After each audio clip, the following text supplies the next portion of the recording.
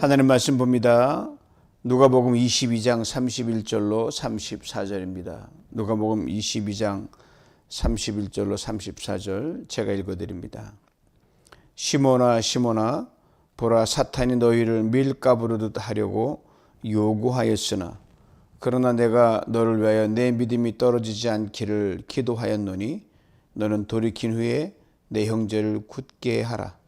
그가 말하여 주가 내가 주와 함께 오게도 죽는 데에도 가기를 각오하였나이다. 이르시되 베드로야 내가 네게 말하노니 오늘 닭 울기 전에 내가 3번 나를 모른다고 부인하리라 하시니라. 아멘. 사탄의 요구, 주님의 기도. 이 절박한 긴장 속에 살아가는 당시의 제자들, 우리들 오늘 말씀을 통해서 우리 힘을 얻고 우리가 새로운 결단과 새로운 방향 전환하는 복된 시간 될 수 있기를 원합니다. 여러분, 사담이 철이 이룬다는 게 참 쉽지 않죠. 평생 가도 철이 안 드는 그러한 존재들이 성장하지만 여전히 미성숙한 모습이 남아있는 게 우리들입니다. 그래서 어르신들이 연세 들어가면 인생을 뭘 관조할 수 있어야 되는데 자그마한 것으로 마음 상하고 이렇게 삐지고 막 그러는 게 있지 않습니까? 어린아이 유치함은 우리가 평생 벗어내야 할 그런 우리의 모습들입니다. 사랑장이라고 불리는 고린도서 13장 11절에 이런 말씀이 있지 않습니까? 내가 어렸을 때에는 말하는 것이 어린아이 같고 깨닫는 것이 어린아이 같고 생각하는 것이 어린아이 같다가 장성한 사람이 되어서는 어린아이의 일을 버렸노라. 아이들은 자기 중심으로 말하죠. 손해냐 유익이냐가 내게 손해냐 유익이냐로 기준을 정합니다. 그리고 어린아이는 미성숙한 사람을 총칭하는 말입니다. 바울이 버렸다는 말이 굉장히 강력한 말입니다. 무력화시키다, 더 이상 끌려다니지 않다, 확실하게 끊어내다, 폐지시키다는 거예요. 그러니까 바울이 13장 11절은 우리 노예 폐지처럼 유아 폐지 선언이 바로 이 말입니다.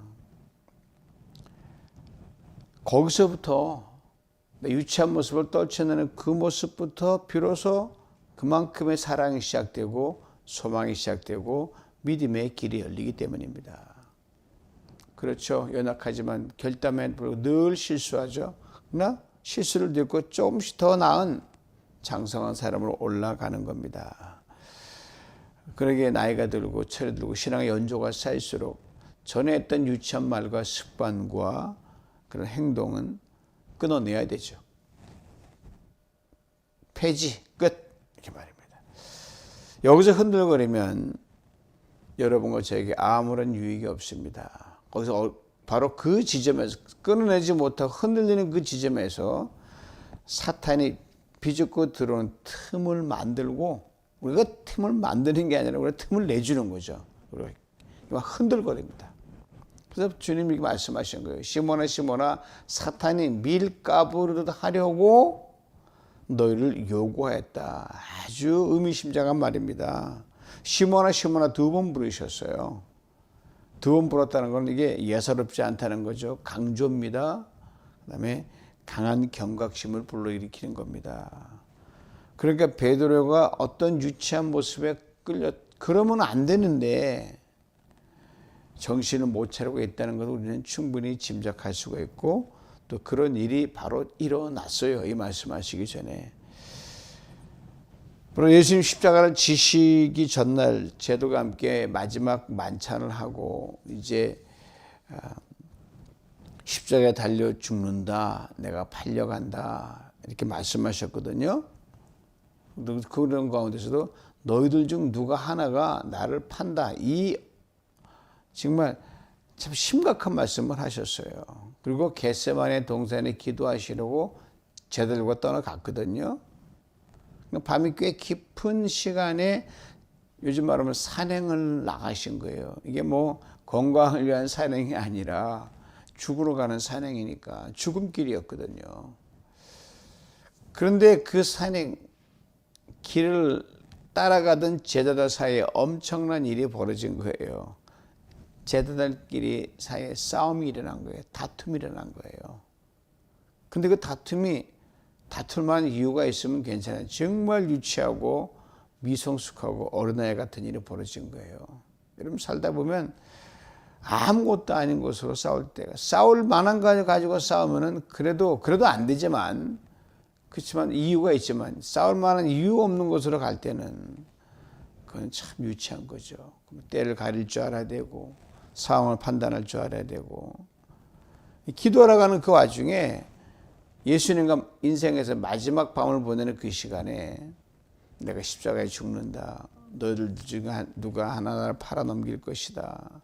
정말 위기 상황과 긴장 상황에 진중해야 되는데 다툰 거예요. 다툰 이유가 뭐냐면요.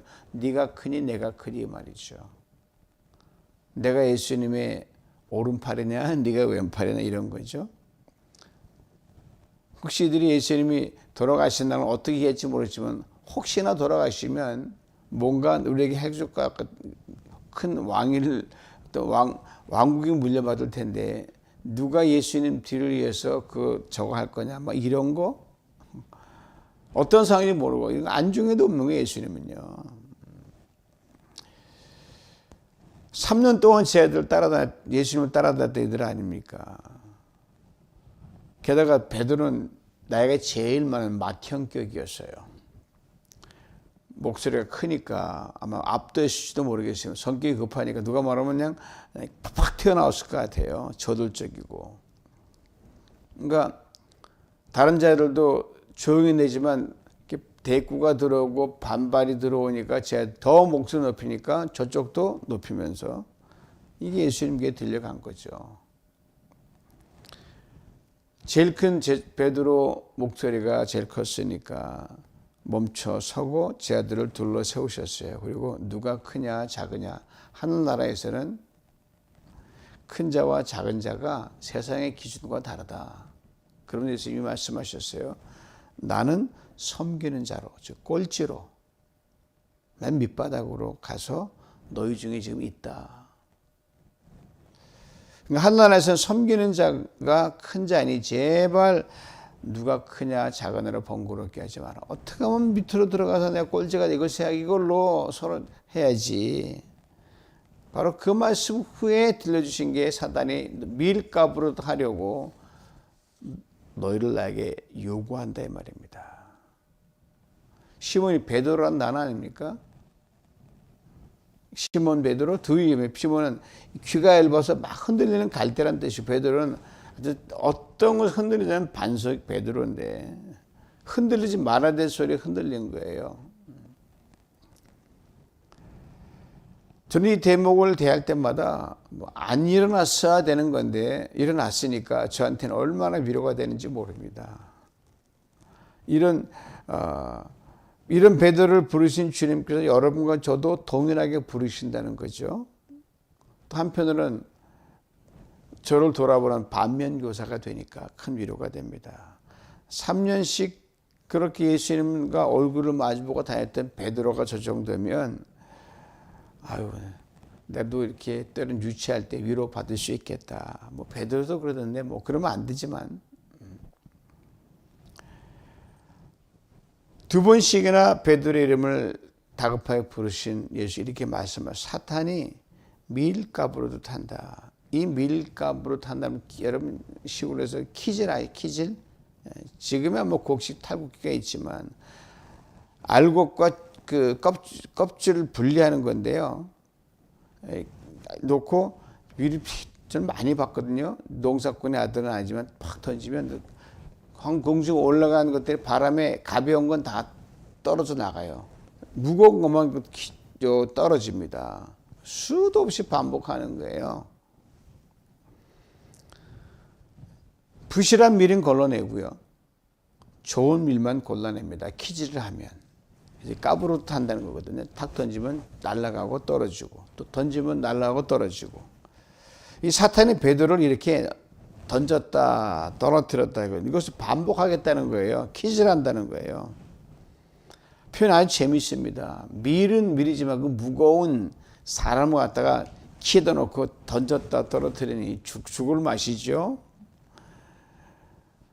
즉 이걸 좀 알맞게 해석하면 사탄이 베드로를 이런저런 유혹거리 키에 담아가지고 막 흔들어서 정신 못 차리게 한다는 거예요. 예수님의 제자로 제 기능을 못하도록 휘청거리게 만든다는 겁니다. 믿음을 행하지 않게 하고 의심을 품게 하고 원망과 불평을 하게 하고 싸우게 하고 선이 아닌 악으로 치우치게 하고 열심히 나태와 게으름으로 치우치고 그렇게 꼭 해야 될 걸 미루고 이렇게 한다는 거죠. 사랑으로 섬기고 헌신하는 게 아니라 시기하고 질투하고 내가 본을 배워 내가 앞서야지 이건 내 일이야 하고 욕망에 끌리는 섬김을 받게 합니다. 하나님과 주님께 영광과 기쁨이 되는 게 아니라 오히려 욕을 돌리고 사람들이 거치는 돌이 되어 내가 잘 되면 되는 거예요. 나가 기준이니까. 몸만 흔듭니까? 마음도 영도 다 뒤흔들어 놓는 거예요. 생각을 병들게 합니다. 마음을 어지럽게 하고 영혼을 피곤하게 만듭니다.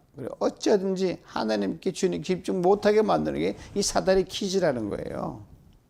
오늘 본문에 베드로가 그랬거든. 엄청난 퀴즈를 이미 당하고 있어요.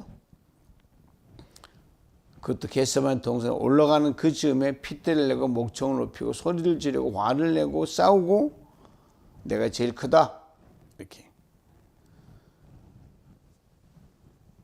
이게 어디 베드로에만 나타난 추태입니까? 함께 있던 제자들에게 다 그랬어요. 베드로만 돌려 세워서 그렇죠. 더구나 우리 세월이를 연약한 우리 인간도 주님께 초점 맞추지 못하고 우리가 기도하지 않고 나름대로 욕심에 끌리다 보면 사단은 언제든지 우리를 키질합니다. 막 까부르는 거예요. 정신을 못 차립니다. 한 번만 하는 게 아니라 수도 없이 하는 거예요. 살면서 이런 말 할 때가 있잖아요. 어떻게 그 사람이 그럴 수가 있어? 실망이네. 남에게 대해 내뱉는 말이잖아요. 우리는 뭐 별거 있습니까? 내가 왜 그런 말을 했지? 내가 이런 행동을 했지? 내가 이런 실수를 했지? 우리에게도 그러잖아요. 이게 예수 안 믿는 사람에게만 그럽니까? 예수를 잘 믿는다고 하는 우리들, 제자들에게 그런 일이 일어났다는 겁니다. 우리는 예외가 없는 거죠. 인생은 연약한 육신이고 나가는 인생 속에 이런 건 벗어날 수 늘 벌어질 수 있는 그거예요. 사탄은 밀가부로 탄다는 건요, 특정 대상을 선별해서 하지 않습니다. 무작정입니다. 다 건드려요. 높은 자나 낮은 자나, 목사나 성도나, 부장이나 아니나, 평신도나 중직이나 아니나 다 건듭니다. 착한 사람도 건드리고 다 건드려요. 그러기에 키질 대상에 우리가 놓을 수 있다는 건 알고, 바울도 그랬잖아요. 로마서 통독했지만 오거라 나는 곤고한 사람이로다. 이 바울이 전도인으로 성숙하고 이미 거의 그에 말년했던 고백이에요. 그 정도는 무슨 욕심이 있겠어요. 그 정도는 뭐 흔들리겠어요. 그래도 바울은 성질이 있었고 바울은 일중심이었고 상처를 주고 막 그랬거든요. 난 미치겠다. 내가 왜 이런 말을 하지? 내가 왜 이렇게 상처를 주지? 난 곤고한 사람이다. 이 모습에서, 이 키질 당하는 모습에서 누가 나를 건져내랴? 절규했던 사람이 바울이에요. 그 바울이 이렇게 후대 우리에게 경각심을 부르게 말씀하잖아요. 선조를 생각하는 자는 넘어질까 조심하라. 근신하라 깨어라. 너희 대장 마귀가 우는 사자처럼 삼킬 자를 찾는다. 마귀로 틈을 타지 못하게 하라. 형제들아 너희가 자유를 위해 부르심을 입었으나 자유로 육체의 기회를 삼지 말고 오직 사랑으로 종노록 하라. 이게 그렇다면 이제 우리는 어떻게 해야 되는 겁니까? 사탄이 호시탐탐 우리를 키질하려고 눈을 부릅뜨고 있는데 말입니다. 이것을 주님께서 이렇게 효과적으로 표현하셨어요. 사탄이 너희를 요구한다. 사탄이 막 들이미는 것처럼 보이지만 조건이 귀한 말씀이에요. 사탄이 너희를 요구한다. 아주 의미심장한 말이에요. 이 말은 사탄이 주님께 먼저 이렇게 말한다는 거예요. 예수님, 내가 암호화기를 좀 가지고 놀려고 합니다. 즉 퀴즈를 좀 하려고 하는데 허락을 구합니다가 바로 이겁니다. 여러분 안심하십시오. 요구서를 낸다는 거죠. 여러분 요구서가 뭐예요? 여러분 일하는 사람이 일하고 나서 레이버 인보이스를 주잖아요. 그게 인보이스예요. 일했으니 돈 달라고. 사탄이 여러분과 저를 대상으로 예수님께 인보이스를 보낸다는 거예요. 무슨 인보이스입니까? 이런 허점, 이런 틈, 너무들 부실을 다 적어놓은 명세서예요. 갖다 놓으면 우리에게도 요청하는 거죠.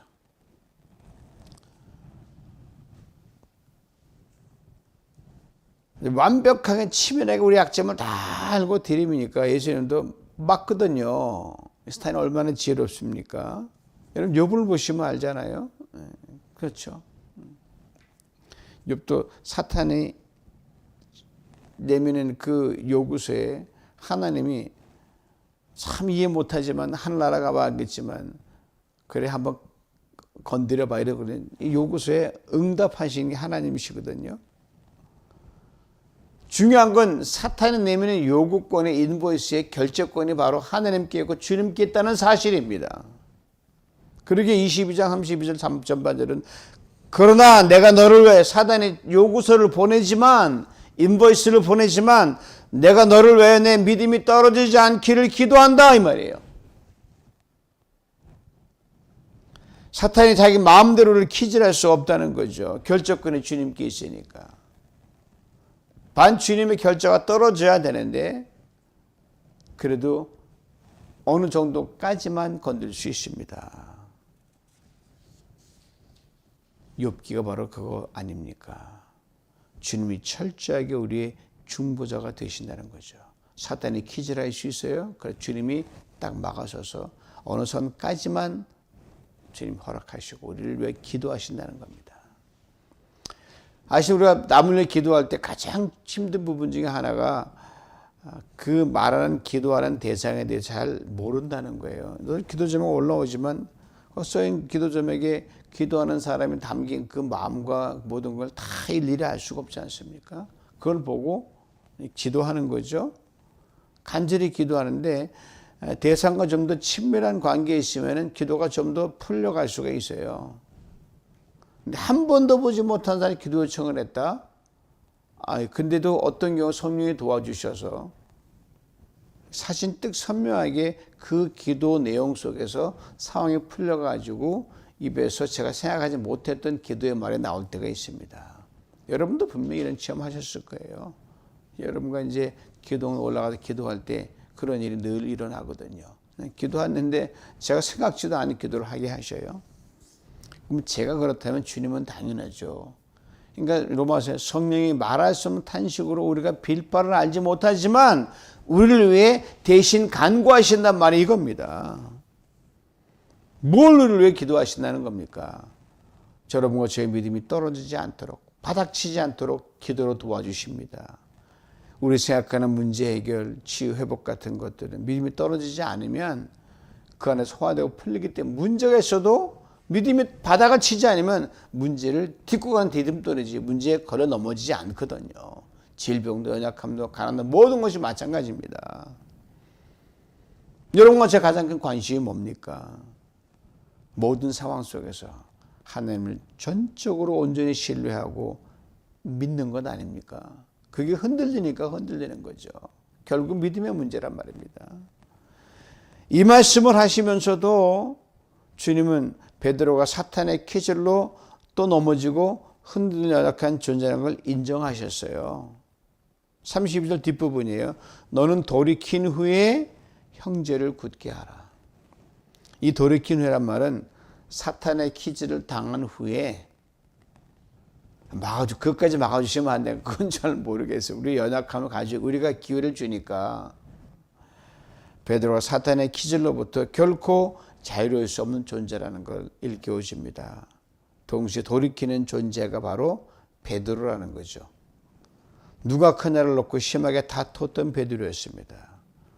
높아지려는 베드로의 인간 욕망을 사탄의 키즈라는 요구서로 주님께 내밀었습니다. 근데 이거 어쩌합니까? 베드로가 주님의 이 말씀을 참으로 무색하게 만드는 게, 그러면 예 알겠습니다, 제가 잘못했습니다 하면 그거 아니에요? 베드로가 그거 안 것도 없어요. 주님 무슨 말씀하세요? 내가 주님 관계 감옥에 갇혀도 감옥에 갈 거고요, 죽으면 죽는 데까지 다 죽겠습니다, 이 말을 베드로가 하고 있는 거예요. 그 말 자체는 훌륭하죠. 악인도 그 말에는 선함이 담겨 있기 때문입니다. 지금 흔들거리는 사람도 말은 잘 할 때가 있거든요. 또 자신감은 얼마나 충만합니까? 이만한 열심을 해냈다는 것 자체만 해도 그래도 수치작감이죠. 근데 너무 큰 장담이었습니다. 그것이 무엇을 담보로 해야 되는 걸 베드로는 새까맣게 모르고 있었다는 거예요. 이런 거 가지고 근거 없는 장담이라 그럽니다. 호언장담이죠. 베드로가 아직도 자기를 믿고 있다는 거죠. 이 베드로에게 주님이 결정적인 한 방을 날립니다. 너 무슨 소리 하고 있어? 내가 너에게 막 오늘 다 굴기 전에 너 3번 나를 모른다고 부인할 거야. 이 말씀이 그대로 이루어졌죠. 사단의 기절도 당한 거죠. 주님은 3번 부인했습니다. 결정적으로 베드로를 기절했죠. 이처럼 또 넘어지고 기절당하는 연약한 인간이 베드로를 알고, 그래 가봐라, 그러나 돌이킨 후에 내 형제를 내가 굳건히 서는 반석이 되리라 말씀하신 거예요. 크롬마우라는 독일이 이미 돌아가셨죠. 목사님은 이 베드로가 후에 깨닫고 이렇게 고백했을 거라고 아주 자기 해석을 달아놨어요. 들어보시오. 내게 일어날 일은 주님은 말씀하셨습니다. 내가 그의 경고를 받지 않음을 아셨음에도 불구하고 그는 나를 거절하지 아니하시고 오히려 부드럽고 자비롭게 전처럼 나에게 말씀하셨습니다. 베드로가 이런 생각을 했다고 적어놓은 거예요. 너는 돌이킨 후에 내 형제를 굳게 하라. 지나보니까 다 맞는 말이거든. 이런 나를 위해 이렇게 자비롭게 말씀하셨구나. 예, 주님은 우리가 사단의 기절당한다는 걸 잘 아십니다. 그래도 기절당하고 힘들었지만 고생했지만 너가 돌이킬 수 있도록 너를 위해 중보하겠다고 주님 말씀하십니다.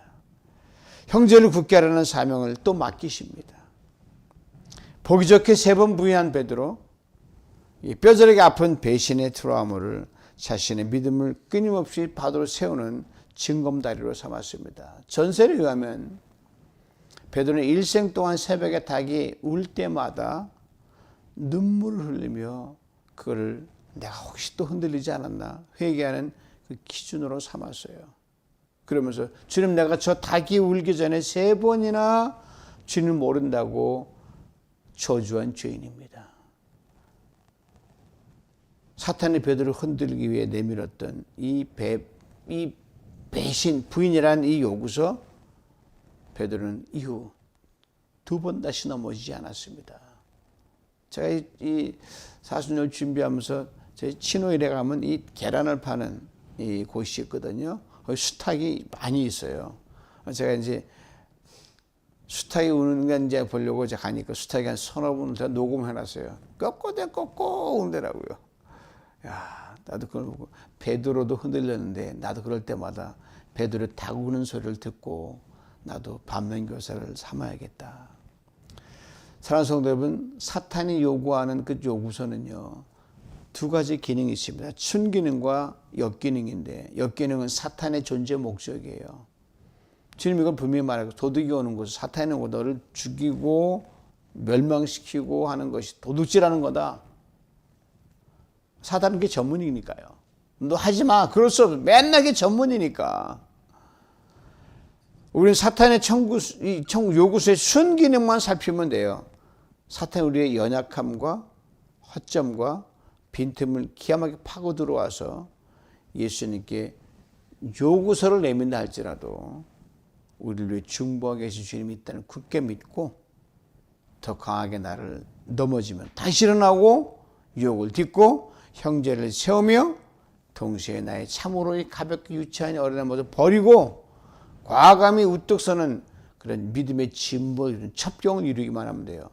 넘어지면 아하, 요놈이 날 밀가부로 타는구나 딱 하고 다시 돌이서서 다시 서면 되는 거예요. 실제 끌려가면 시커 고생하고 또 넘어지니까 얼마나 힘듭니까? 그러므로 사탄이 요구서로 보낼 때마다 강력한 믿음의 스핀을 걸어서 쫙 사탄아 물러가라.